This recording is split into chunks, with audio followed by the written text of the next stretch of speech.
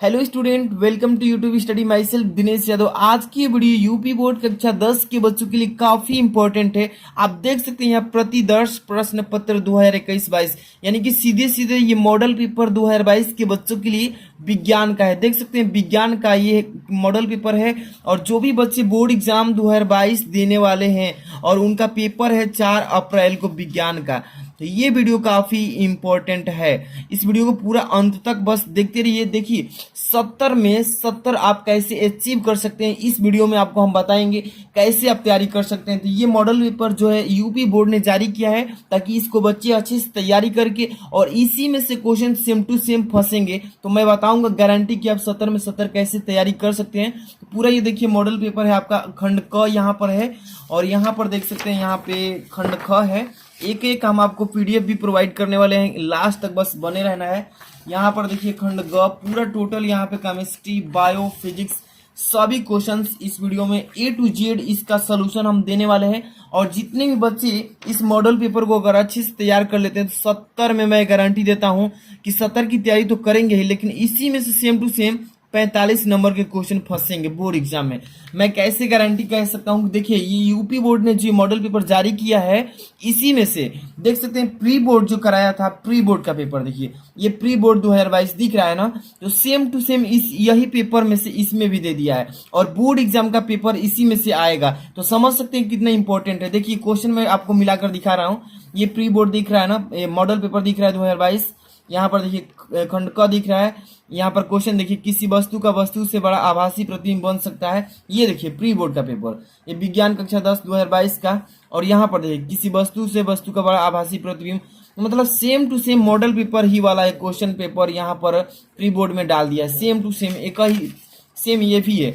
इसका पूरा मैं सलूशन आपको इस वीडियो में बताने वाला हूं। जो बच्चे इसको अगर तैयार कर लेते हैं एक से लेकर पूरा इस मॉडल पेपर को, तो अच्छा स्कोर कर सकते हैं। वीडियो को लाइक कर देना, अगर आप इस चैनल पर नए तुरंत सब्सक्राइब कर लीजिए क्योंकि यहाँ पर 10वीं की सभी सब्जेक्ट की तैयारी स्टार्ट कर दी है। आप वीडियो जाकर के चेक कीजिए, बहुत बेहतरीन तैयारी कर सकते हैं। इस चैनल पर जुड़ जाइए सब्सक्राइब करके, और वीडियो के डिस्क्रिप्शन में व्हाट्सएप ग्रुप का लिंक दे दिया हूँ, वहां पर जुड़ जाइए क्योंकि वहां पर पीडीएफ भी इसका सेंड करने वाला हूँ। तो शुरू से अंत तक देखते रहिए। इसी प्री बोर्ड के अकॉर्डिंग इसी पेपर से छोटा सा पेपर है, वीडियो के अंडर में आ जाएगा, तो इसी से मैं सोल्यूशन कराऊंगा 1 नंबर से। तो अंत तक बस देखते रहिएगा। निर्देश पढ़ेंगे। प्रारंभ के 15 मिनट परीक्षार्थियों को प्रश्न पत्र पढ़ने के लिए तो आप जानते ही हैं, पहले से ऑलरेडी इससे परिचित हैं यहाँ पे, लेकिन ये पढ़ना बहुत जरूरी है आप लोगों को। यहाँ पे फर्स्ट नंबर कि यह प्रश्न पत्र 3 खंडों में बांटा गया है, जैसे क ख एवं ग में विभाजित है। ठीक है। इसके बाद देखिए दूसरा नंबर, प्रत्येक खंड का पहला प्रश्न बहुविकल्पीय है जिसमें 4 उत्तर विकल्प दिए गए, मतलब 4 उत्तर के लिए विकल्प दिए गए। सही विकल्प चुनकर अपनी उत्तर पुस्तिका में लिखना होगा, अभी हम बताएंगे। ठीक है, बस अंत तक बने रहना। थर्ड नंबर देखिए, प्रत्येक खंड के सभी प्रश्न एक साथ करना अनिवार्य है, मतलब कि जो खंड क है इसका पूरा खंड पहले क को सोल्यूशन कर लेना है, तब खंड ख में जाना है। ठीक है, अभी हम बताएंगे। इसके बाद देखिए प्रत्येक खंड नए पृष्ठ से प्रारंभ करना है।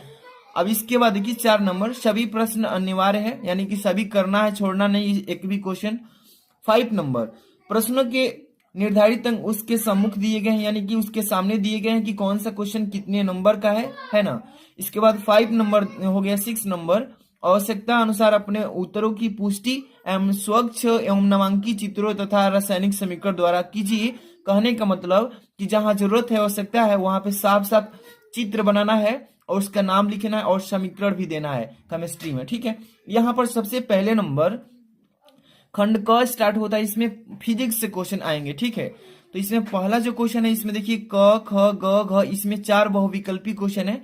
तो पहला नंबर क्वेश्चन इसमें क्या लिख रहा है, इसमें कि किसी वस्तु का वस्तु से बड़ा आभासी प्रतिबिंब बन सकता है। आप ही बताइए, क्वेश्चन पढ़ रहा है कि किसी भी वस्तु का वस्तु से भी बड़ा और आभासी प्रतिबिंब बन सकता है। कौन सा दर्पण ऐसा है, उत्तल दर्पण द्वारा कि अवतल दर्पण द्वारा कि समतल दर्पण द्वारा कि अवतल लेंस द्वारा। तो देखिए अवतल दर्पण के द्वारा अगर हम किसी भी वस्तु को अवतल दर्पण में देखें तो उस वस्तु से भी बड़ा उसका प्रतिबिंब बनेगा, और वो कैसा बनेगा, तो आभासी बनेगा। देखिए मैं इसका फिगर बना के समझाता हूँ। देखिए यहाँ पर सबसे पहले एक अवतल दर्पण बना लेते हैं। ठीक है, ध्यान से बस आपको देखते रहना है और समझ लेना है क्योंकि ये बार बार बोर्ड एग्जाम में आपको देखने को मिलेगा। ठीक है, तो इसलिए आपको एक बार अच्छे से समझ लेना है ताकि कभी भी दोबारा गलती ना हो। ये पोल हो गया हम लोग का, ये फोकस हो गया, ये हो गया हम लोग का सेंटर ऑफ कर्वेचर। ठीक है, समझ में आ रहा है। अब यहां से देखिए, ये फोकस और यहाँ पे रख देंगे पोल के बीच में हम लोग एक वस्तु, यहाँ पर इसका ए भी नाम दे देते हैं। ठीक है, वस्तु से प्रकाश आपतित होगा, मुख्य अक्ष के समांतर दर्पण से टकराने के बाद फोकस से होकर गुजरेगा। ठीक है, अब देखिए एक सेंटर ऑफ कर्वेचर से भेजेंगे प्रकाश को, सेंटर ऑफ कर्वेचर से, थोड़ा टेढ़ा बन गया है, यहाँ पर सेंटर ऑफ कर्वेचर से भेजेंगे। देखिए अब ये देखिए दोनों डॉट डॉट करके कहाँ मिल रही है। ठीक है, तो ये यहाँ पर काट रही है, मान लीजिए यहाँ पे ये वस्तु का क्या हो गया, ए डैश बी डैश प्रतिबिंब हो गया। तो देखिए वही कह रहा है कि किसी वस्तु का यानी कि किसी वस्तु का वस्तु से बड़ा प्रतिबिंब आभासी बन सकता है तो अवतल दर्पण में ही। तो देखिए ये जो वस्तु है, ये वस्तु छोटी है और इसका प्रतिबिंब जो बना है आभासी बना है, लेकिन ये जो है कैसा, मतलब वस्तु से भी बड़ा बना है। ठीक है, यही कह रहा है। यहाँ पे देखिए अगला क्वेश्चन ख नंबर, क्या लिखा है इसमें कि प्रतिरोधकता का एस आई मात्रक है। प्रतिरोधकता जो होता है इसका यानी रो का मात्रक क्या होता है, ओम इंटू मीटर स्क्वायर दिया है, कुलाम दिया है, वोल्ट इंटू मीटर दिया है, ओम दिया है। तो देखिए प्रतिरोधकता का जो मात्रक होता है ओम इंटू मीटर होता है। और यहाँ पर देखिए पेपर में माइनर मिस्टेक हुआ, यहाँ पे स्क्वायर दे दिया है, ये गलती है। तो आपको कहीं भी पेपर में अगर आता है तो आप बता दीजिए पहले, इसीलिए कहा जाता है कि प्रश्न पत्र को अच्छे से पढ़िए कि कहाँ पर गलती है, इसलिए मैं निर्देश पढ़ने के लिए बार बार कहता हूँ। ठीक है, तो यहाँ पर देखिए ओम इंटू मीटर होता है, क्योंकि आपको फॉर्मूला मालूम होना चाहिए क्या होता है। देखिए रो का फॉर्मूला यानी कि रो इक्वल होता है आर इंटू ए अपान क्या होता है, एल। आप जानते हैं कि आर जो है प्रतिरोध है, प्रतिरोध का मतलब ओम होता है, समझ में आ रहा है ना। ओम इंटू एरिया जो होता है इसका क्षेत्रफल क्या होता है, मीटर स्क्वायर होता है। ठीक है, और बटा में एल, एल को मापने के लिए मीटर का यूज किया जाता है। एक मीटर से एक मीटर कैंसिल, तो क्या बचेगा, केवल ओम इंटू मीटर। तो ये हो जाएगा हम लोग का ओम इंटू मीटर, ये प्रतिरोधकता का मात्रक होता है। ठीक है, तो इसमें पहला ऑप्शन सही हो जाएगा, लेकिन ये तो कोई भी इसमें से नहीं होगा, लेकिन यहाँ पर स्क्वायर दिया था इसलिए इसको काट करके हम ओम इंटू मीटर कर दिए। ठीक है, कहीं भी डाउट हो तो कमेंट करके पूछ सकते हैं।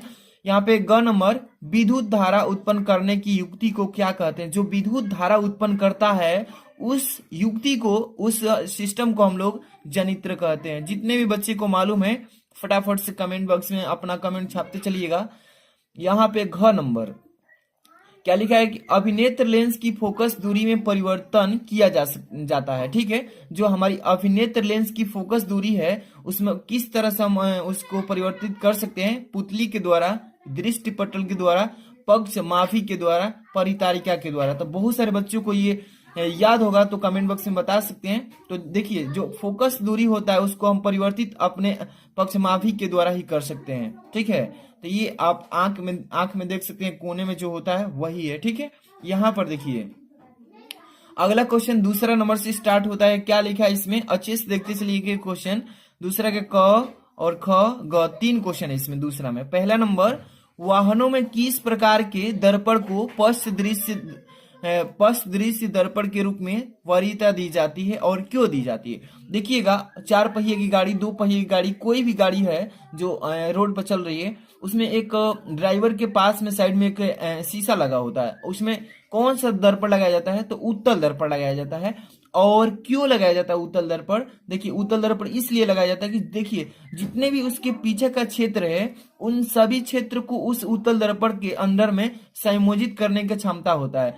कितना भी दूरी की वस्तु को उसमें स्पष्ट और साफ सीधा दिखाई देता है। अगर इसी में हम अवतल दर्पण का यूज कर दें तो अवतल दर्पण में केवल बड़ा और एक ही वाहन दिखाई देगा। इसलिए अवतल दर्पण का उपयोग न करके हम लोग उत्तल दर्पण इसीलिए उपयोग करते हैं कि पीछे का जितना क्षेत्र है वो आसानी से इस दर्पण के अंदर कवर कर सके और सीधा देख सके वस्तु को। ठीक है, इसलिए ड्राइवर के जो बगल में ऐनक लगा होता है वो उत्तल दर्पण का यूज ही होता है। यहाँ पे देखिए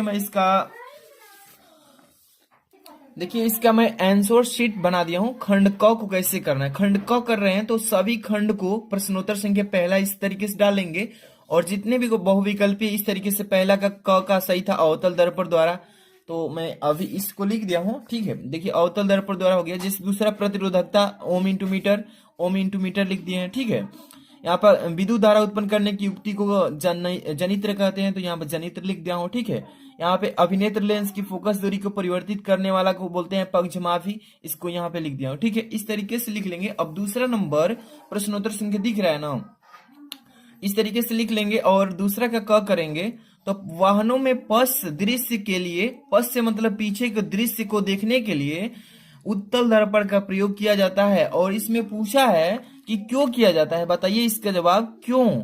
तो इसलिए क्योंकि ये सदैव सीधा प्रतिबिंब बनाता है, उल्टा नहीं सीधा बनाता है। और जितने भी पीछे का क्षेत्र है, जितने भी वाहने आ रही होंगे, जितने व्यक्ति आ रहे होंगे, सबको दिखा देगा इसी दर्पण में।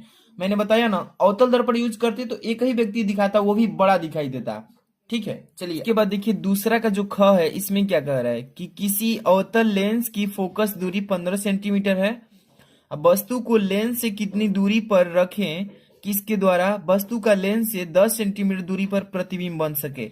तो देखिए सबसे पहले इसमें कौन सा लेंस है, तो अवतल लेंस है। और यहाँ पे फोकस दूरी दिया है, और यहाँ पे इसकी वस्तु की दूरी पूछा है, और यहाँ पे प्रतिबिंब यानी फी का मान दिया है। सबसे पहले क्या चीज दिया है इसको नोट कर लीजिए, यानी एफ का मान 15 सेंटीमीटर, यहाँ पे लिख लीजिएगा एफ इक्वल टू कितना है, तो 15 सेंटीमीटर, वो भी माइनस में रहेगा। ठीक है, अवतल लेंस है। अब यहाँ पे वस्तु की दूरी निकालना है, और यहाँ पे वस्तु का प्रतिबिंब 10 सेंटीमीटर, यानी कि v इक्वल टू माइनस में कितना, तो 10 सेंटीमीटर दिया है। और u का मान फाइंड आउट करना है। ठीक है, तो इसके लिए आपको फॉर्मूला लेंस का लगाना होगा। लेंस के सूत्र से यहाँ पे आराम से आप कर सकते हैं, लेंस के सूत्र से। ठीक है, 1/f इक्वल होता है 1/v और माइनस का 1/u, इसी फॉर्मूले से कर सकते हैं। तो 1/f का मान कितना है, तो 1 में माइनस का 15 लिख लीजिए, इक्वल टू 1/v का मान निकालना है कि दिया है माइनस का 10 और माइनस 1/u। ठीक है, अब चलिए इसको यहाँ पे कर लेते हैं। अब देखिए 1/माइनस का 15, और ये जो है इधर आएगा तो ये प्लस हो जाएगा 1/10, इधर बचेगा माइनस के 1/u। ठीक है, u है। अब यहाँ पर दोनों का एलसीएम लेंगे तो 30 हो जाएगा। ठीक है, तब 15 दूनी के 30 माइनस 2 और प्लस 10 का 30 यानी 3 हो जाएगा। और इधर बचेगा 1 में माइनस का u, ये हो जाएगा 1/30 और ये हो जाएगा माइनस 1/u। यहाँ पे क्रॉस मल्टीप्लाई कर लीजिए तो u इक्वल टू हो जाएगा माइनस का 30 सेंटीमीटर। ये आ गया हमारा वस्तु की दूरी। ठीक है, यही निकालने के लिए बोला है। इसमें बहुत ही इजी क्वेश्चन दिया है, आसानी से आप कर लेंगे जो भी बच्चे पढ़े होंगे। अब यहाँ पर देखिए अगला क्वेश्चन ग नंबर, जरा दृष्टि दोष क्या है, इसका निवारण कैसे होता है। जरा दृष्टि दोष क्या है, देखिए इसको कैसे करेंगे। देखिए जरा दृष्टि दोष क्या होता है, यहाँ पे लिख रहा हूं इसका परिभाषा, आराम से बस देखते चलिए। इस दोष से पीड़ित व्यक्ति, इस दोष से पीड़ित व्यक्ति को न तो दूर की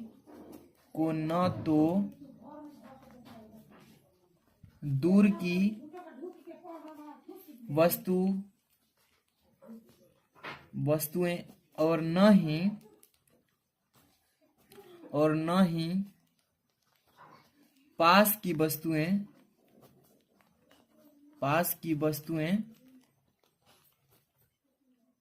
स्पष्ट दिखाई देती है,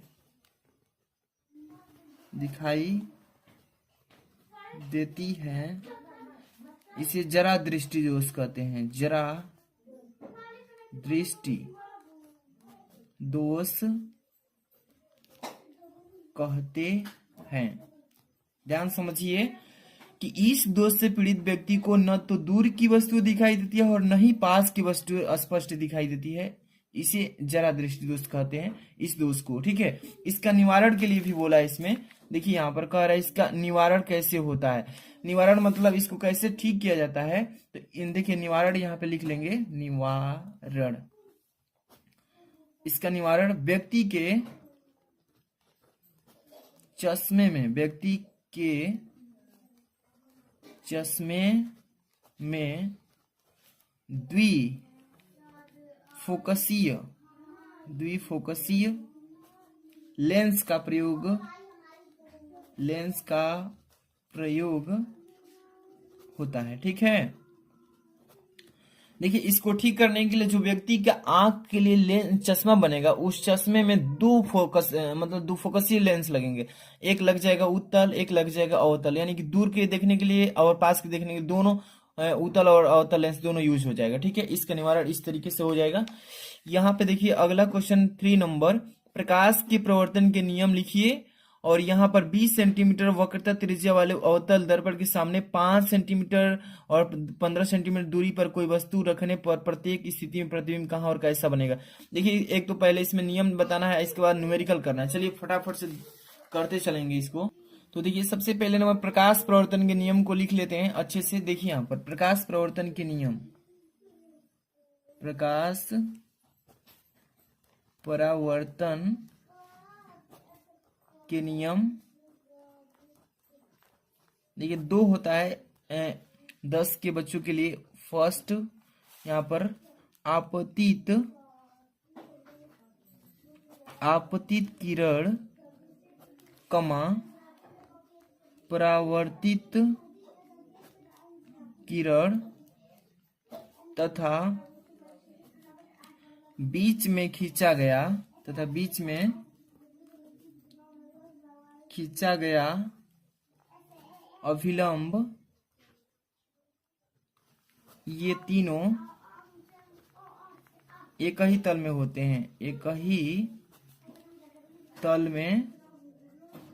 हैं, ये फर्स्ट नंबर। इसके बाद देखिएगा आगे दूसरा जो नियम होता है बहुत इजी है, आपतन कोण आई यानी साइन आई, प्रवर्तन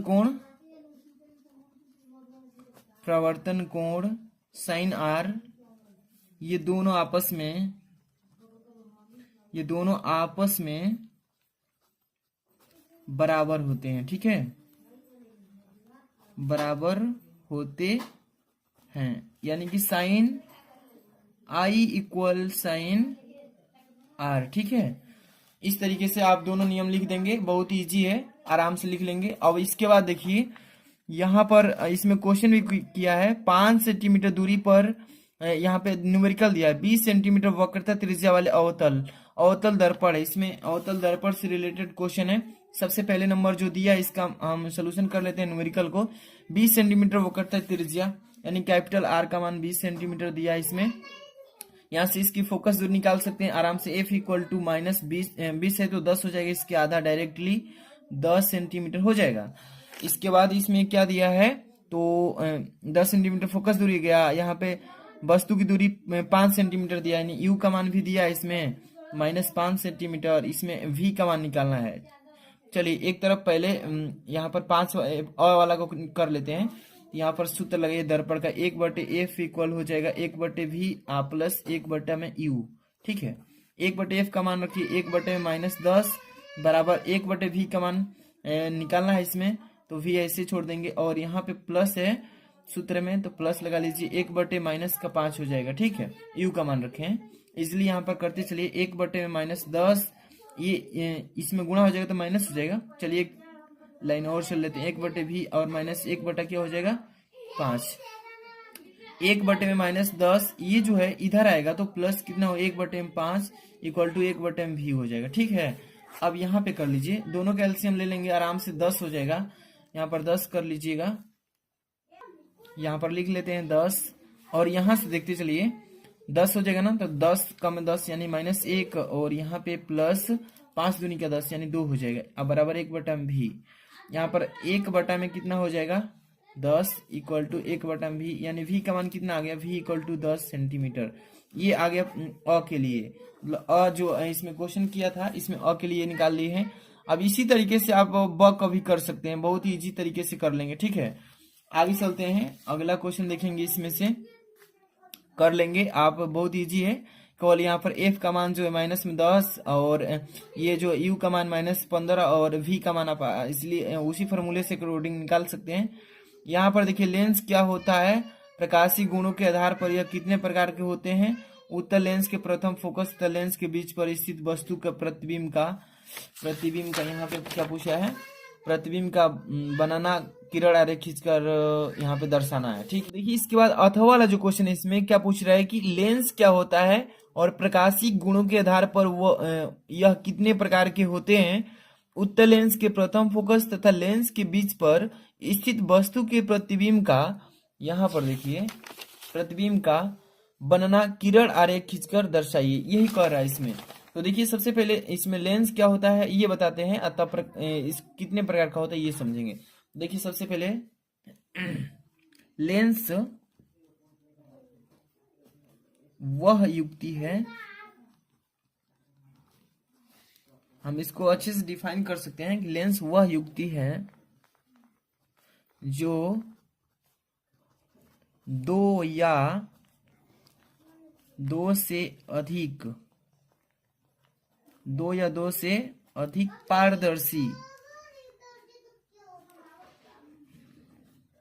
पारदर्शी माध्यमों से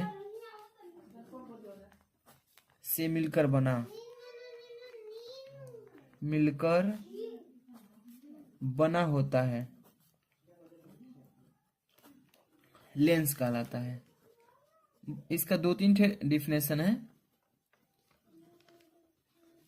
इसका एक लाइन का भी डिफिनेशन है। ठीक है, तो यहाँ पर लिख दिया हूं कि लेंस वह युक्ति है जो दो या दो से अधिक पारदर्शी माध्यमों से मिलकर बना होता है, लेंस कहलाता है। और लेंस कितने प्रकार का होता है, तो लेंस 2 प्रकार का होता है।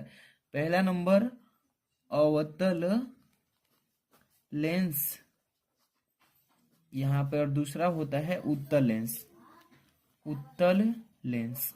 ठीक है, इस तरीके से आप दोनों लिख लेंगे। इसके बाद और इसमें क्या पूछा है कि यहाँ पर लिखा है, इसमें लास्ट में क्या पूछा है कि उत्तल लेंस के प्रथम फोकस तथा लेंस के बीच रखी वस्तु का प्रतिबिंब कैसे बनेगा, यही फिगर बनाने के लिए बोला है।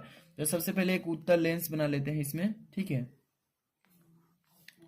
उत्तल लेंस बना लीजिए। ठीक है, आराम से। ठीक, इसमें मुख्य अक्ष खींच लीजिए आराम से, और यहाँ पे प्रकाशिक केंद्र दे दीजिए O।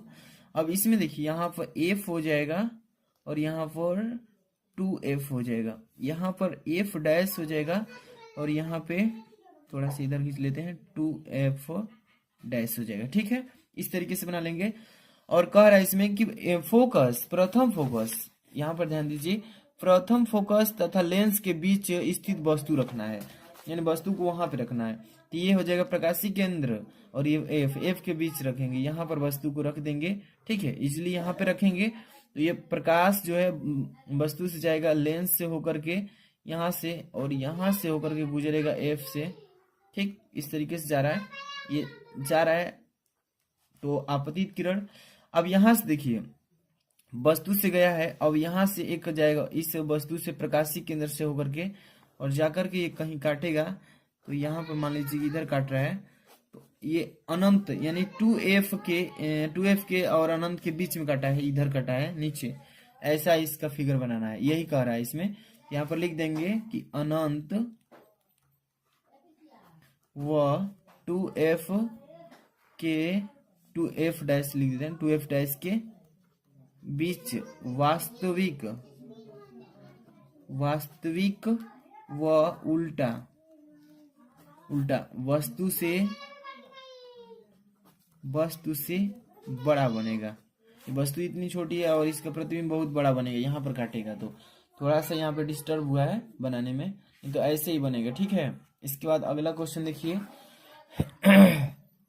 ये हो गया। इसके बाद अब चलते हैं क्वेश्चन नंबर इधर ख पे चलेंगे। ठीक है, एक एक क्वेश्चन को देखेंगे। यहाँ पे क्या लिखा है ख नंबर में कि किसी चालक का प्रतिरोध किन कारकों पर निर्भर करता है। दिए गए पदार्थ के किसी लंबाई जो L है, L लंबाई तथा A मोटाई के तार का प्रतिरोध 4 ओम है। इस पदार्थ के किसी अन्य तार का प्रतिरोध क्या होगा जिसकी लंबाई कुछ नहीं दिया इसमें तथा मोटाई 2A है। तो लंबाई यहाँ पे होना चाहिए, देखिए पेपर में मिस्टेक किया है, यहाँ पे जो लंबाई होना चाहिए यहाँ पे L/2 होगा, यहाँ पे मिस्टेक है, क्वेश्चन में मिस्टेक है, माइनर मिस्टेक, यहाँ पे L/2 हो जाएगा। ठीक है, इसके बाद देखिए मोटाई जो है 2A, ये तो समझ में आ रहा है आपको। तो किसी चालक का प्रतिरोध किन कारकों पर डिपेंड करता है ये बताना है इसमें, और दिए गए पदार्थ के किसी L लंबाई तथा A मोटाई तो यहाँ पर देखिए इसका सिंपल तरीके से कैसे निकाल सकते हैं। यहाँ पे सबसे पहले पहला जो तार है, प्रथम तार, इसका यहाँ पे प्रतिरोध निकालेंगे। तो यहाँ पे प्रथम तार के लिए प्रथम तार का प्रतिरोध यानी कि R1 बराबर लिख लेंगे। तो यहाँ पर हो जाएगा R1 यानी कि रो इंटू एल बटा में ए होता है फॉर्मूला। इसका मान दिया है। R1 प्रतिरोध कितना है, 4 ओम है, यानी ए मोटाई के तार का प्रतिरोध 4 ओम दिया है। इतना के बराबर जो है 4 ओम दिया है पहले से, ठीक। अब इसमें देखिए द्वितीय तार के लिए हम लोग निकाल रहे हैं इसमें। तो द्वितीय तार का प्रतिरोध यानी कि R2 बराबर लिख लेंगे। R2 बराबर हो जाएगा रो इंटू, इसके लिए इसका लंबाई कितना है, तो देखिए इसकी लंबाई जो है L/2, गलती से इसमें नहीं छापा है लेकिन यहाँ पे L/2 होगा। तो L बटा में 2 हो जाएगा। और यहाँ पे एरिया जो है इसका क्षेत्रफल 2a दिया है ना इसमें। यहाँ पे मोटाई इसका 2a है, यहाँ पे 2a लिख लेंगे, ठीक है। अब देखिए सिंपल तरीके से इसको अगर हल करेंगे हम, तो यहाँ पर इसको लिख सकते हैं कितना, तो देखिए 2 से 2 कट जाएगा ये। यहाँ पर रो इंटू एल बटा में क्या हो जाएगा ए। तो यहाँ पर लिख लेंगे इसको हम सिंपली, यानी कि 1 बटा में क्या लिख लेंगे 4 इंटू रो एल बटा में ए लिख लेंगे, ठीक। अब यहाँ से देखिए सिंपल तरीके से इस तार का प्रतिरोध कितना हो जाएगा, तो मान को पुट कर लेंगे। तो यहाँ पर 1 बटा में जो यहाँ पर 4 है, 1 बटा में 4, और यहाँ पे आर जो है इतना का मान, इस इतने की जगह पे कितना ओम है, 4 ओम दिया है ना। यहाँ पे गुणे 4 लिख लेंगे और 4 से 4 कट जाएगा, कितना ओम आएगा, 1 ओम हो जाएगा। बहुत ही सिंपल तरीके से 1 ओम प्रतिरोध हो जाएगा तार का नया प्रतिरोध। तार का नया प्रतिरोध कितना आ गया, 1 ओम आ गया। यही हो जाएगा इसका आंसर, ठीक। इसके बाद अगला क्वेश्चन इसमें क्या बोल रहा है, विद्युत विभवांतर की परिभाषा तथा मात्रक लिखिए, यही पूछ रहा है इसमें। और इसके बाद इसमें क्वेश्चन भी किया है 10 ओम, 20 ओम और 30 ओम प्रतिरोध यदि समांतर क्रम में हो, श्रेणी क्रम में जोड़ दिए जाएं तो समतुल्य प्रतिरोध। सबसे पहले इसका विद्युत विभवांतर का डिफिनेशन देखिए क्या लिखेंगे। यहाँ पर देखिए सबसे पहले प्रश्नोत्तर संख्या तीसरा का अथवा बता रहे हैं हम। तो यहाँ पे विद्युत विभवांतर, यहाँ पे क्या लिखेंगे कि दो बिंदुओं के बीच विभवांतर एकांक धन आवेश को एक बिंदु से दूसरे बिंदु तक लाने में किया गया कार्य यानी कि विद्युत विभवांतर कहलाता है, इसके बराबर होता है, ठीक है। ये हो जाएगा इसका थ्योरी, यही पूछा है। और विभवांतर यानी V इक्वल होता है W/Q। एक और फॉर्मूला होता है V इक्वल I/R, और इसका मात्रा क्या होता है, वाट भी होता है या जूल प्रति कूलाम भी होता है। तो ये लिख देंगे। इसके बाद अगला इसमें न्यूमेरिकल भी क्वेश्चन पूछा है इसमें। 10 ओम, 20 ओम और 30 ओम प्रतिरोध का यहाँ पे समांतर क्रम, श्रेणी क्रम। पहले इसका समांतर क्रम निकाल लेते हैं फिगर बनाते हुए। 10 ओम दिया है पहले ना, पहले फिगर बना लीजिए, देखिए आराम से, ठीक है। फिगर बना लीजिए तब इसको समझ लीजिएगा।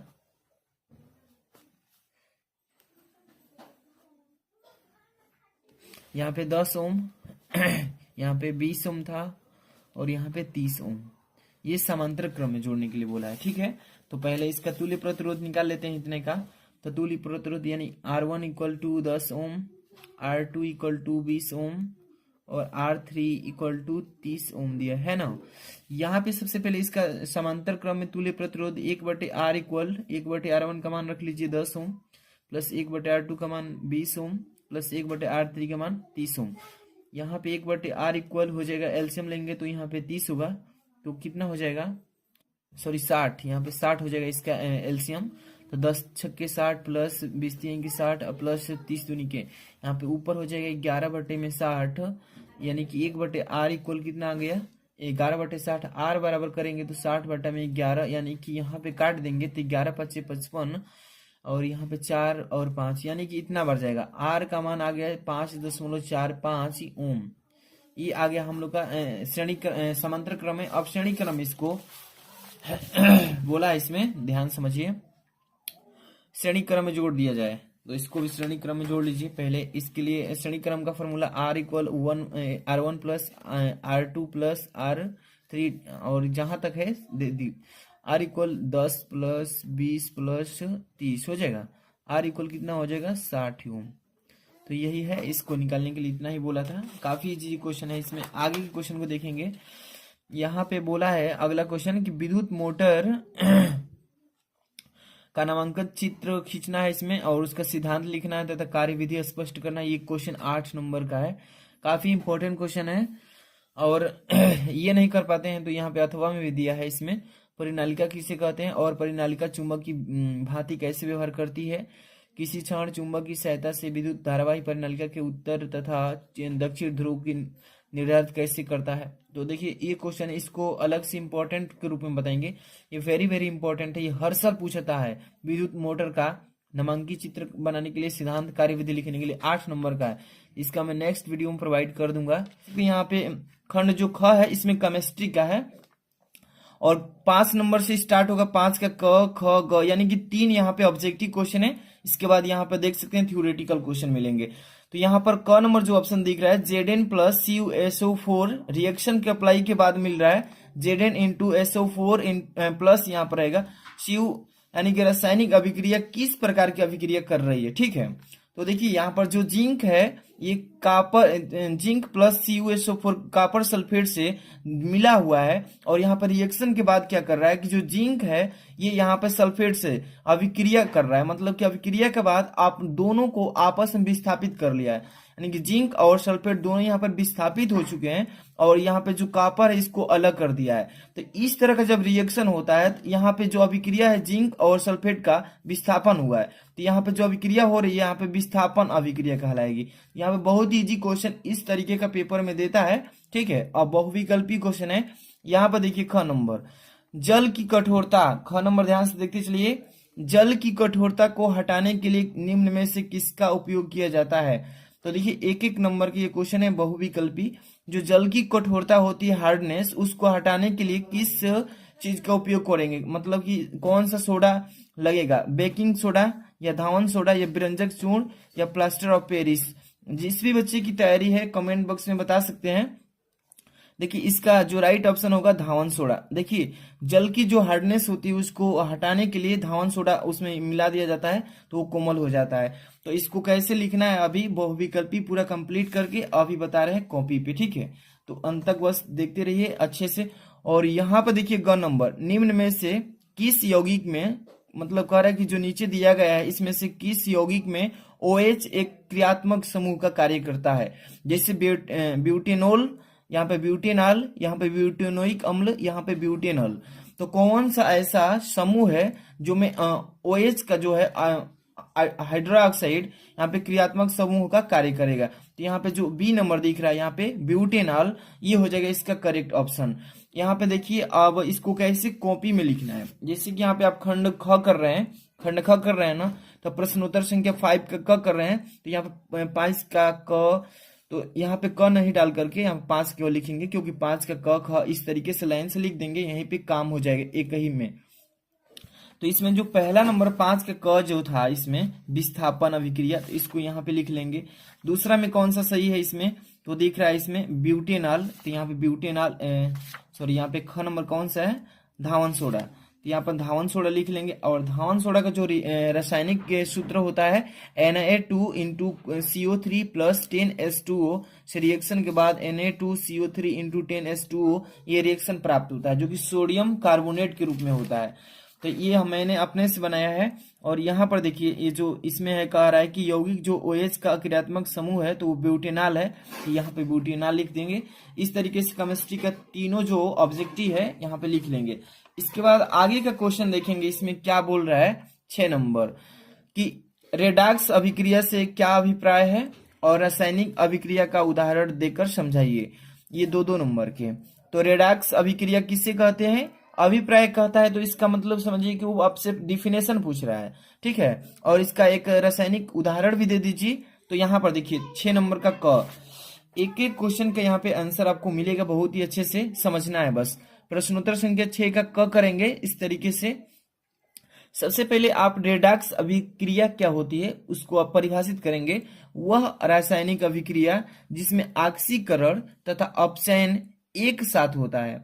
देखिए ध्यान से, मतलब कि वह रासायनिक अभिक्रिया जिसमें ऑक्सीकरण भी हो और अपचयन दोनों एक साथ हो, तो उसी अभिक्रिया को रेडॉक्स अभिक्रिया कहते हैं, या इसी अभिक्रिया का दूसरा नाम है अपचयन अभिक्रिया। ठीक है, अपचयित हो जाती है या यानी कि वहां पे क्या हो जाती है, मिल जाती है एक साथ, उसी को रेडॉक्स अभिक्रिया कहते हैं। अब यहाँ पे पूछा है कि इसका एग्जाम्पल भी बताइए, उदाहरण मतलब कि रासायनिक दे करके, तो रासायनिक उदाहरण यहाँ पे दे देंगे, जैसे कि Zn प्लस CuSO4। यहाँ पे अभिक्रिया के बाद ZnSO4 प्लस Cu बना है, यही बना है ना। तो यहाँ पर देखिए क्या कह रहा है, इस रेडॉक्स अभिक्रिया के अकॉर्डिंग इसका एग्जाम्पल समझेंगे। तो Zn जो है यहाँ पे जिंक कार्य कर रहा है, प्लस CuSO4 कॉपर सल्फेट दोनों को मिला करके यहाँ पर देखिए, यहाँ पर अलग कर लिया। जो जिंक है ये किससे अभिक्रिया किया है, ऑक्सीकरण किया है यानी कि सल्फेट से। तो यहाँ पर देखिए जिंक और यहाँ से सल्फेट दोनों गया है, तो यहाँ से देखिए ऑक्सीकरण हुआ है इसका, जिंक का किसके साथ ऑक्सीकरण किया है, तो सल्फेट के साथ।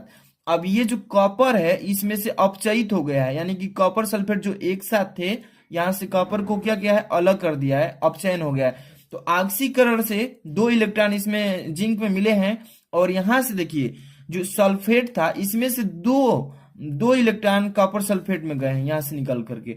इसी तरीके से आप आसानी से इसका एग्जाम्पल समझ सकते हैं। यहाँ पर देखिए मैं इसको समझा भी दिया हूं कि इस अभिक्रिया में जो जिंक है 2 इलेक्ट्रॉन का त्याग कर रहा है, यहाँ पे क्या कर रहा है, इसको त्याग कर रहा है।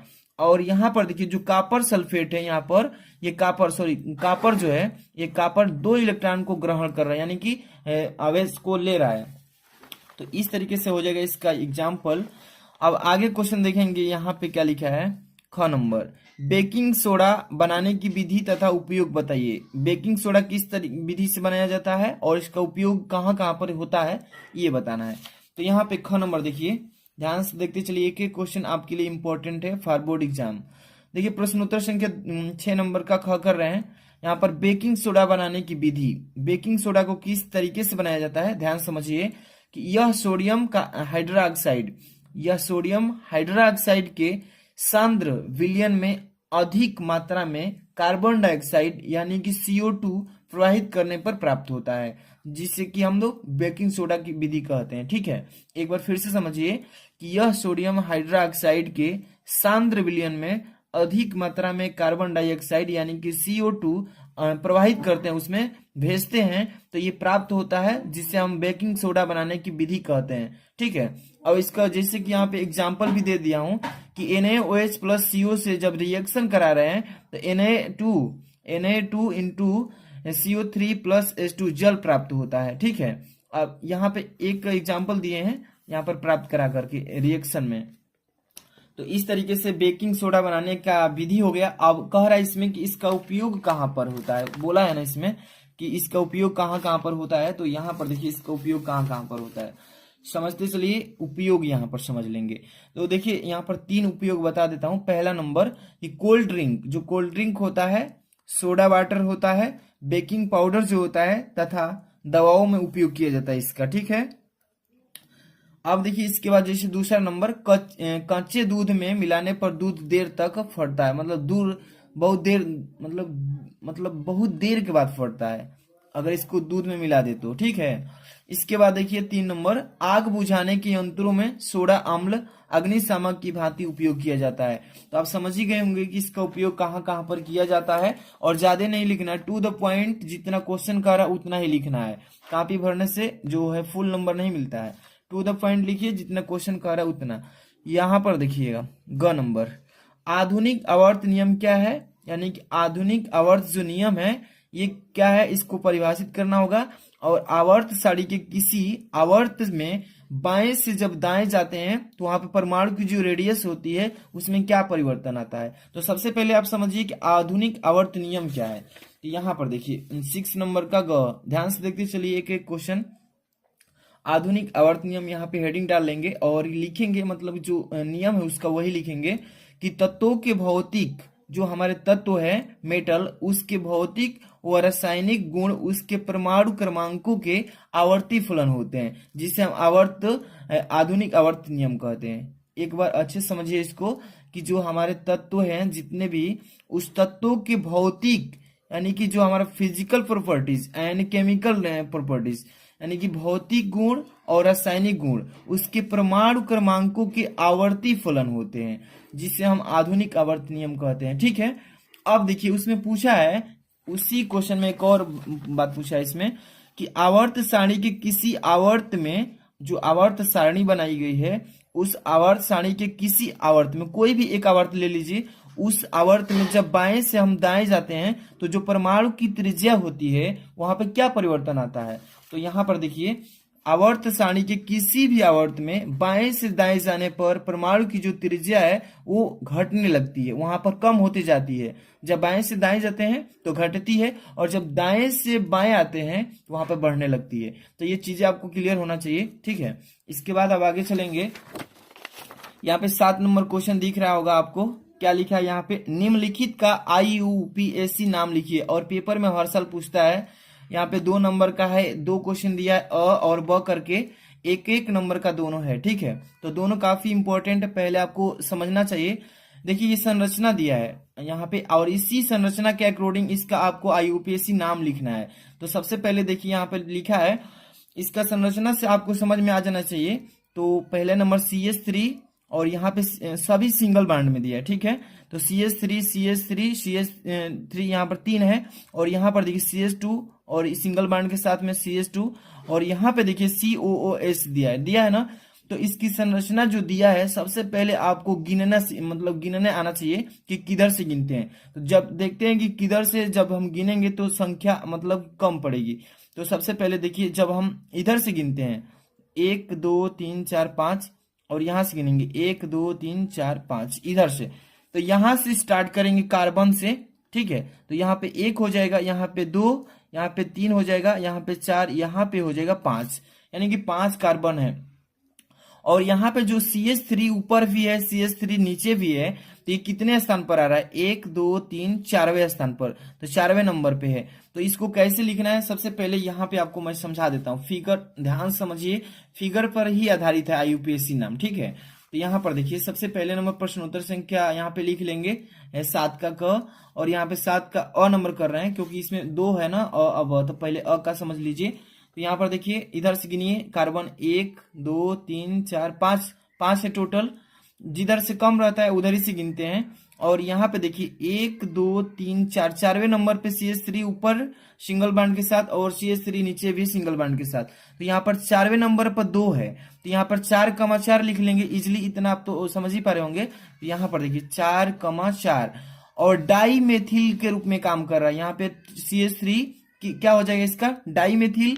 यहाँ पर देखिए COOH, यहाँ पर एक पेंटोनोइक एसिड है, तो यहाँ पर लिख लेंगे इजिली 4,4 डाई मेथिल, एक प्रोपेनाइक अम्ल यानी कि एसिड हो जाएगा। तो यहाँ पर प्रोपेनोइक अम्ल, इस तरीके से कर लेंगे। यहाँ पे ब नंबर देखिए, यहाँ पर क्या लिखा है, CH3 single bond CH2 CH2OH, यहाँ पर एक और Cl क्लोरीन के साथ जुड़ा है। तो यहाँ पर देखिए इसका क्या लिखेंगे, तो सबसे पहले इस इधर से काउंटिंग कीजिए, यहाँ पे कार्बन 1 2 3 4, ठीक है, इसमें भी है। तो यहाँ पर देखिए, यहाँ पर जो क्लोरीन के साथ जुड़ा है, तो 1 नंबर पे, यहाँ दूसरे नंबर पे है। तो सबसे पहले 2 क्लोरो लिखेंगे। यहाँ पर कितने क्लोरो है, तो 2 है, यहाँ पर 2 क्लोरो और 1 आल है, इसमें OH है ना, तो 1 आल हो जाएगा। तब से कितने ब्यूट है, तो 1 2 3, यानी कि ब्यूट, यानी यहाँ पर लिख लेंगे सीधे सीधे 2 क्लोरो और 1 आल और ब्यूट हो जाएगा, ये लिख लेंगे इसका IUPAC नाम में। अब अगला क्वेश्चन इसी में देखते हैं, अगला क्या है इसमें, ध्यान से देखते चलिए। अगला क्वेश्चन इसमें क्या कह रहा है कि संक्षारण किसे कहते हैं, और धातु की संक्षारण रोकने की 2 विधियां लिखिए, ये भी 2 नंबर का है। तो संक्षारण का मतलब होता है क्या, बहुत ही इजी इसका डिफिनेशन भी है कि किसी पदार्थ पर जो जंग लग जाता है वही संक्षारण होता है। तो इसका पहले डिफिनेशन देख लीजिए। देखिए यहाँ पर परिभाषा, यहाँ पर लिखने से पहले प्रश्नोत्तर संख्या 7 का ख कर रहे हैं, यही ना, तो यहाँ पे संक्षारण कर रहे हैं। संक्षारण का पहले डिफिनेशन समझ लिए कि जब कोई धातु जल और वायुमंडल के संपर्क में आने से उसमें नमी का मतलब होता है, मतलब कि उसमें नमी आ जाती है, ठंडापन, और वायुमंडल में उपस्थित ऑक्सीजन के कारण यह धातु ऑक्साइड, हाइड्रो ऑक्साइड आदि में परिवर्तित हो जाती है, यानी कि बदल जाती है, जिससे कि कार्बन पकड़ने लगता है और उसी को कहते हैं संसरण। इसी घटना को संसरण कहते हैं। बहुत ही इजी है, समझ लीजिए कि जब कोई धातु जल और वायुमंडल के संपर्क में आने लगती है तो उसमें नमी आने लगता है, ठंडपन। तो वायुमंडल में उपस्थित जितने भी ऑक्सीजन है, ऑक्सीजन के कारण यह धातु जो है ऑक्साइड, हाइड्रो ऑक्साइड में आदि में बदलने लगती है, और ये जो बदलने की घटना है यही संसरण कहलाता है। समझ में आ रहा है? अब इसके बाद देखिए पूछ रहा है इसको रोकने की उपाय क्या है, मतलब कि इसको कैसे हम ठीक कर सकते हैं। इसका भी उपाय है, इसको आसानी से ठीक किया जा सकता है। पूछा है ना कि धातुओं की संसरण रोकने की 2 विधियां बताइए, 2 बताना है, विधि बताना है। तो विधि क्या बताना है इसमें, देखिए सबसे पहले नंबर हम यहाँ पे 1 लिख दिए हैं, संसरण रोकने के उपाय। जैसे लोहे में पेंट कर देंगे तो इससे जंग लगना बंद हो जाएगा। जैसे कि मान लीजिए कि लकड़ी होता है, लकड़ी में तो जंग लगता नहीं है, वो खराब होने लगती है, तो उसमें भी पेंट वगैरह कर दिया जाता है। और भी जितने भी, जैसे कि चांदी होता है, और चांदी में नमी आने पर वो कालापन होने लगता है।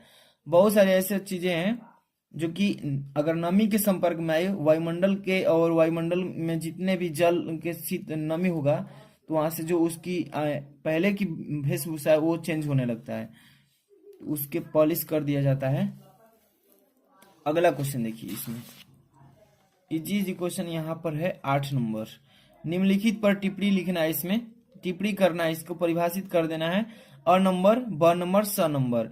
कार्बनिक यौगिकों में प्रतिस्थापन अभिक्रिया क्या है, और साबुन की सफाई प्रक्रिया क्या है, और समजातीय श्रेणी क्या है। अगर ये नहीं लिखना है आपको, अथवा में भी दिया है यहाँ पे, निम्नलिखित का रासायनिक समीकरण दे दीजिए बस।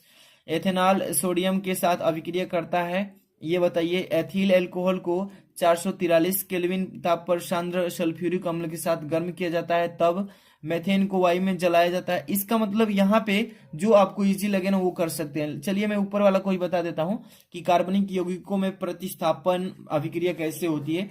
तो यहाँ पे 8 नंबर क्वेश्चन कर रहे हैं, ध्यान समझिएगा, 8 नंबर का अ कर रहे हैं, ठीक है, प्रतिस्थापन अभिक्रिया।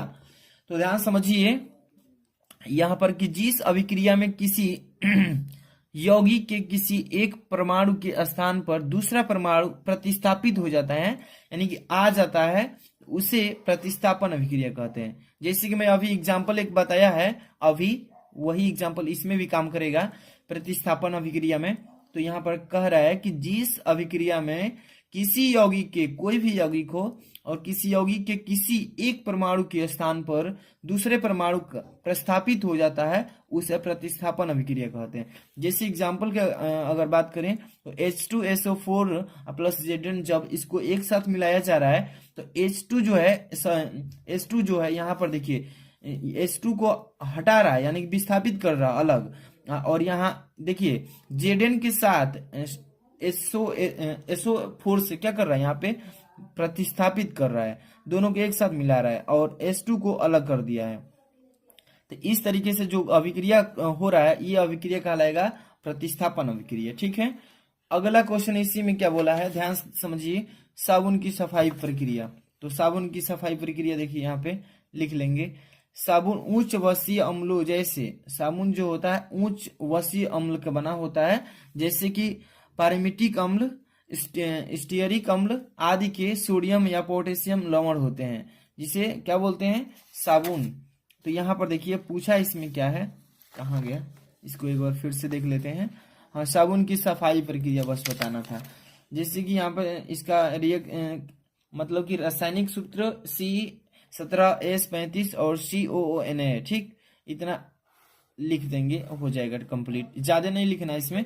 अगला इसी में क्वेश्चन क्या पूछा है, ध्यान से देखिए, समजातीय श्रेणी किसे कहते हैं, समजातीय। हेडिंग लगा लेंगे 8 का 100।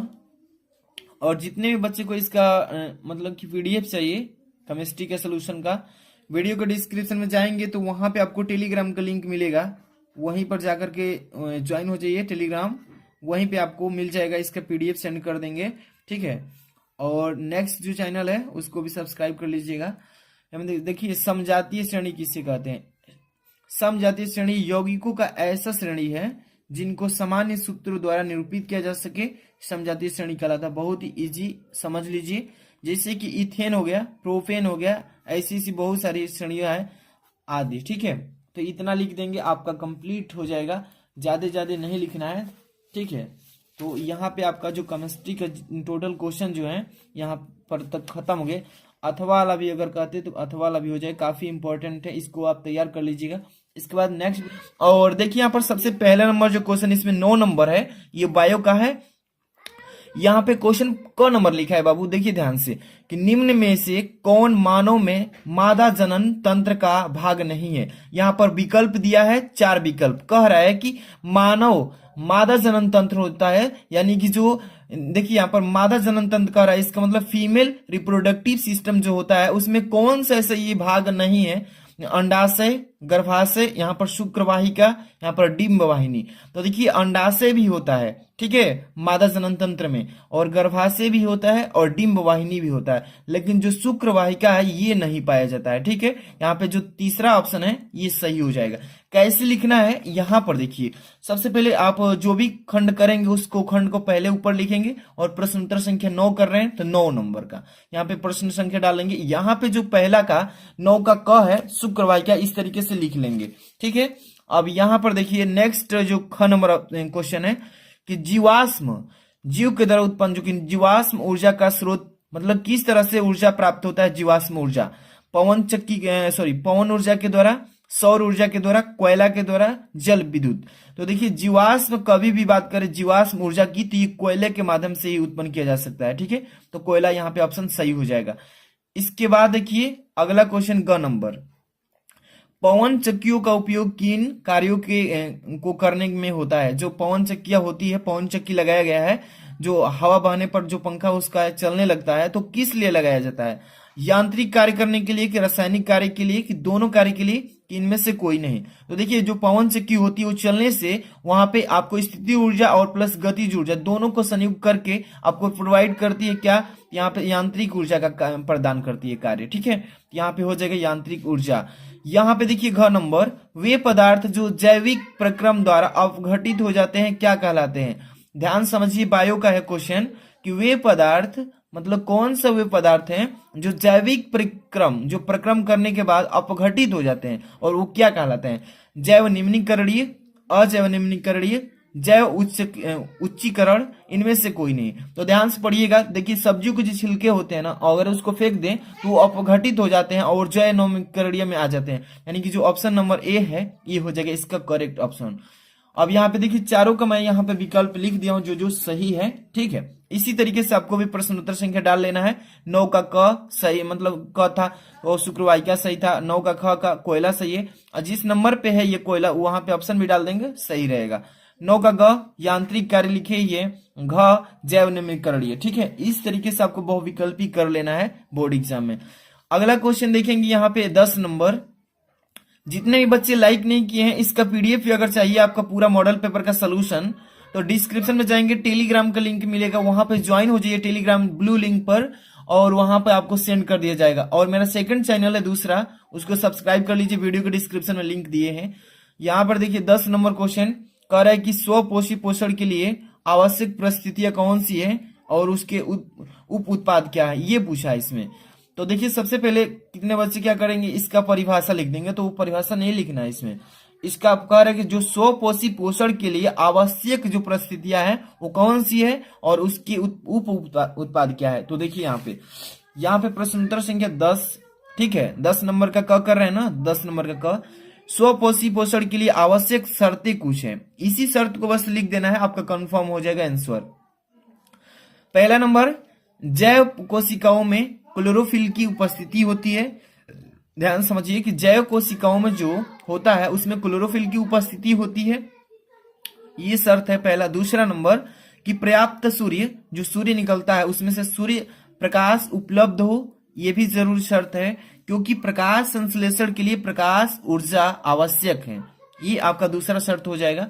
ठीक है, इसके बाद देखिए तीसरा नंबर, ध्यान से एक एक चीज को देखते चलिए, क्लियर करते चलिए। यहाँ पर तीसरा नंबर, पर्याप्त CO2 यानी कार्बन डाइऑक्साइड जो प्रकाश संश्लेषण के दौरान शर्करा के निर्माण के लिए महत्वपूर्ण अवयव है। ठीक है, तो ये भी शर्तें जो है जरूरी है, तो ये इसमें लिख देंगे। 4 नंबर देखिए, पोषण के सह उत्पाद हैं। जैसे कि पोषण जो है इसके सह उत्पाद क्या है, तो स्टार्च जैसे हो जाएंगे, जल भी हो जाएगा आदि। मतलब इसी तरीके से आपको कंप्लीट कर लेना है, ठीक है। कहीं भी डाउट होता है तो आप कमेंट कर सकते हैं, इसका रिप्लाई दे देंगे हम। तो ये हो जाएगा आपका 10 नंबर का ख, ठीक है। इसके बाद आप यहाँ पर ध्यान दीजिएगा, कौन सा क्वेश्चन कर रहे हैं, ख नंबर।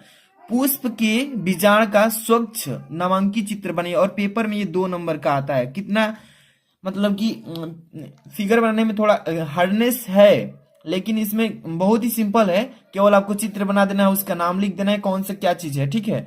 कि पुष्प के बीजाण का स्वच्छ नामांकित चित्र। तो यहाँ पे देखिए पुष्प का, यहाँ पे मैंने ऑलरेडी यहाँ पे इसका फाड़ करके रख लिया है समझाने के लिए, क्योंकि देखिए आपको फिगर बनाना पड़ेगा एग्जाम में, ठीक है बाबू। तो आपको फिगर बना लेना पड़ेगा। यही है पुष्प के बीजाण के नामांकित चित्र, समझ में आ रहा है ना। तो यहाँ पर देखिए पुष्प की संरचना सबसे पहले करेंगे, तो कोई भी पुष्प कर लेंगे जिसमें बीजाण दिखा देना है बस, ठीक है। तो यहाँ पर देखिए ये जो आपको दिख रहा है, ये अंदर, ये जो शुरू में फलक दिख रहा है ये वाला, इसको अंडाणु कहते हैं, जिसमें अंड होते हैं। मतलब कि इसके अंड, जो बीज के अंड होते हैं इसी में होते हैं। यहाँ पर देखिए ये जो दिख रहा है इसको अंडाशय कहते हैं, इसी में अंड सभी रहते हैं, इसका आशय घर है। और यहाँ पे जो दिख रहा है पत्तियां दोनों तरफ निकली हुई है, इस पत्तियों को बाह्य दल कहते हैं। और ये सभी, अब यहाँ पर ऊपर चलेंगे, ये जो आपको दिख रहा है सबसे ऊपर चला गया है, इसी में से निकल के अंडाशय से, इसको वर्ती कागर कहते हैं। इसी पर जो है मक्खियां कीट पतंगे बैठते हैं। और यहाँ पर जो छोटी छोटी निकली हुई शाखाएं की तरह इसी पुष्प से, इसको परागकोश कहते हैं। और ये छोटे से यहाँ पर गोला बना हुआ है जिसको हम बोलते हैं तंतु, ठीक है। तो यही बनाना था, और इसी तरीके से आपको बना देना है बस पुष्प के बीजाणु। और ये अंडाणु लिखा है ना, तो यही बीजाणु कहलाएगा इसका, ठीक है। यहाँ पे छोटे छोटे जो दाने दिख रहे हैं इसके बीज हैं, इसको बीजाणु बोल देंगे, ठीक है। इसी तरीके से आपको बना लेना, बहुत ही सिंपल है। आराम से इसको खींच लेंगे और इसके बारे में ऐसे बना देंगे, 2 नंबर क्लियर हो जाएगा। अब चलते हैं इसके आगे वाला क्वेश्चन पे। ध्यान से देखिए क्वेश्चन क्या बोल रहा है इसमें, ग नंबर। जैव निम्नीकरणीय पदार्थ पर्यावरण को किस प्रकार प्रभावित करते हैं। देखिए अभी मैंने इसके यहाँ पर क्वेश्चन कराया है, जैव निम्नीकरणीय किसे कहते हैं। तो जैव निम्नीकरणीय पदार्थ पर्यावरण को, जो हमारा पर्यावरण है उसको, एनवायरमेंटल को कैसे इफेक्ट डालता है, कैसे प्रभावित करता है। तो यहाँ पे देखिए ग नंबर का समझते चलिए कि क्वेश्चन इंपॉर्टेंट है आपके लिए। यहाँ पर देखिए पृथ्वी पर पड़ी हुई अपशिष्टों के, जितने भी पृथ्वी पर अपशिष्ट बेकार की चीजें पड़ा हुआ है, ठीक है, जिससे कि आप डेली यूज करते हैं, सब्जी के छिलके फेंकते हैं, कागज वगैरह, और भी बहुत सारी चीजें हैं जो आप बेकार हो जाती है उसको फेंक देते हैं। तो वही कह रहा है कि पृथ्वी पर पड़ी हुई अपशिष्टों के मृत, जैसे कोई कुत्ता बिल्ली कोई भी चीजें मर जाती है तो फेंक देते हैं, सब्जियों की छिलके व अन्य बेकार की वस्तुओं से होने वाली दुर्गंध से हमारा पर्यावरण प्रभावित होता है। बहुत ही सिंपल है, आप अपने माइंड से भी सोचकर इसका आंसर दे सकते हैं, ठीक है। कहीं भी डाउट होता है तो आप कमेंट करके पूछ सकते हैं, इसको स्क्रीनशॉट भी ले सकते हैं, ठीक है। आगे चलते हैं, आगे वाला क्वेश्चन इसमें क्या बोल रहा है, देखिए 11 नंबर स्टार्ट हो रहा है। कह रहा है क नंबर की कायिक प्रबंधन क्या है, और उदाहरण सहित इसका वर्णन कर दीजिए। 4 नंबर का ये क्वेश्चन है, या अथवा में भी दिया है इसमें। अगर ये आप क्वेश्चन नहीं कर पाते हैं, कारणवश नहीं याद है, तो दूसरा कर सकते हैं इसमें कि मादा जनन तंत्र की स्वच्छ नामांकित चित्र बनाइए तथा इसका संक्षिप्त वर्णन कीजिए। तो देखिए इसका चित्र बनाने में थोड़ा कठिनाई है, आप बना सकते हैं। जिस बच्चे को बनाना बहुत इजी लगता होगा वो कोई भी कर सकता है, जिसको मालूम है कर सकता है। देखिए फर्स्ट नंबर मैं बता देता हूं, कायिक प्रबंधक क्या कहलाता है, प्रबंध क्या कहलाता है। यहाँ पर देखिए इसका मैं बता देता हूँ, बहुत ही सिंपल है। देखिए यहाँ पर प्रश्नोत्तर संख्या 11 का क कर रहे हैं, यही ना, तो प्रश्नोत्तर संख्या 11 का क डालेंगे, बहुत ही आराम से हेडलाइन कर लेंगे। और यहाँ पर जो पहला हेडिंग इसमें डालेंगे, कायिक प्रबंधन क्या कहलाता है। समझिए इसको, पौधों के किसी भी कायिक अंग, कोई भी अंग ले लीजिए पौधे के कोई भी अंग से, जैसे कि पत्ता ले लीजिए, तना ले लीजिए उसका, या अथवा में जड़ का उपयोग कर लीजिए। मतलब कहीं से पत्तियों की सहायता से, तना की सहायता से या जड़ की सहायता से उपयोग करके नया पौधा तैयार करने की विधि जो होती है कायिक प्रबंधक विधि कहलाती है। समझ में आ रहा है। देखिए कोई भी पेड़ है, यहां समझिए ये वाला, यहाँ पर देखिए मान लीजिए कि आप देखे होंगे आमड़ा का पेड़ देखे होंगे। इसको अगर हम काट दें, इसकी एक डाली को यहाँ से काट करके और ले जा करके इसको हम लगा भी देंगे, तो यहाँ से इसको काट करके इसमें गोबर वगैरह लगा देते हैं, तो वहां से जो नया पौधा उत्पन्न हो जाता है, या देखे होंगे कहीं कहीं डाली पर दूसरे पेड़ की डाली है और उसी में कोई दूसरा पौधा लेकर के डाली में काट करके बांध देते हैं, वहां से नया पौधा पनप जाता है। तो ये जो है विधि, इस विधि को हम कायिक प्रबंधन विधि कहते हैं। ठीक है, अब इसी में बोला है जैसे कि बताइए एग्जाम्पल, तो जैसे पत्तियों द्वारा हम कैसे कायिक प्रबंधन यूज करते हैं। जैसे कि ब्रायोफिल, कुछ पौधे की पत्तियों के किनारे पर बहुत सी कलिकाएं निकलती है, अनुकूल दशाओं में कलिकाएं वृद्धि करके पूर्ण विकसित हो जाती है, जो कि एक कायिक प्रबंधन विधि कहलाती है। और ये कि इसका एग्जाम्पल भी हो गया। कहीं भी डाउट हो तो आप कमेंट कर सकते हैं, और ऐसे ही आपको भी लिखना है बोर्ड एग्जाम में, टू द पॉइंट, क्वेश्चन के अकॉर्डिंग। यहाँ पर चलेंगे, इसके बाद ये तो क्वेश्चन हो गया कायिक प्रबंधन विधि। और ये वाला मादा वाला आप अच्छे से समझ लीजिए, कोई एक ही करना है। ठीक है, मैं एक एक बताते चल रहा हूँ, लॉन्ग वीडियो ना हो, इसके लिए मैं अलग से एक इंपॉर्टेंट क्वेश्चन में इसको भी करवा दूंगा। जब इंपॉर्टेंट क्वेश्चन का सीरीज चलाऊंगा तो इसमें इस क्वेश्चन को ले लूंगा और उसमें कंप्लीट करा दूंगा।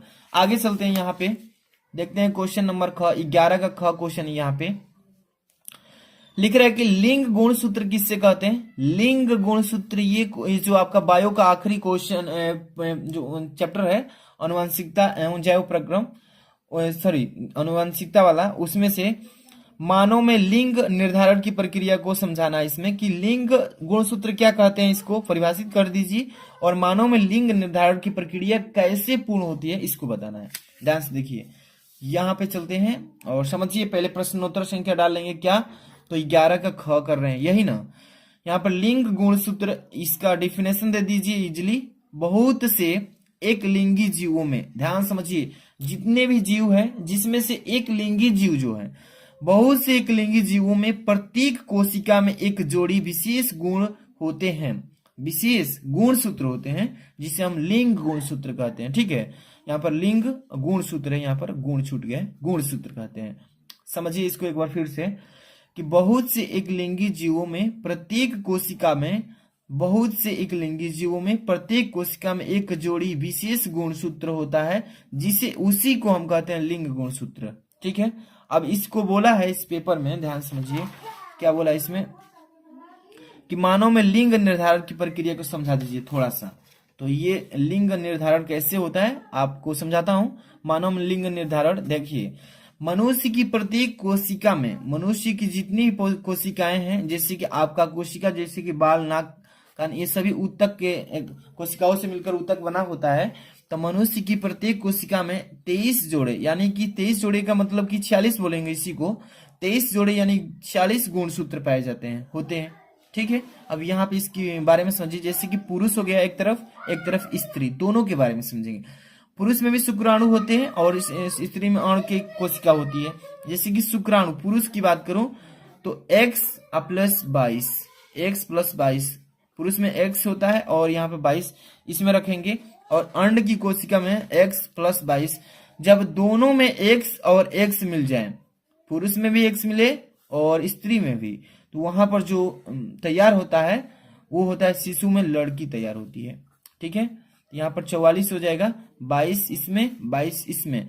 जब 22 मिलकर 44 मतलब शुक्राणु होंगे, तो उसमें x होंगे, तो उसमें आपको लड़की का मतलब ऐसी होगा जन्म।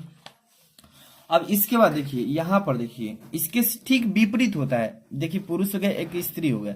शुक्राणु जो होंगे इसमें y, जिसमें 22 होंगे, और इसमें अंड जो होंगे कोशिका, अंड कोशिका, इसमें भी x, यहाँ पे मतलब कि x, इसमें y है, इसमें x है, इसमें 22, दोनों देखिए x और y दोनों है ना, तो x और y और इसमें 22, दोनों 22 44 हो जाएंगे। तो ये जिसमें मतलब कि x और y दोनों है, इसमें जो शिशु होगा ये लड़का जन्म लेगा। तो ये हो जाएगा इसका विधि। ठीक है, इसी तरीके से आपको करना है, बस कुछ नहीं है इसमें। अब यहाँ पे देखिए अगला क्वेश्चन जो है आपका क्या लिखा है, जीवाश्म क्या है, वे जैव विकास प्रक्रम के विषय में क्या दर्शाते हैं, यही पूछ रहा है ना।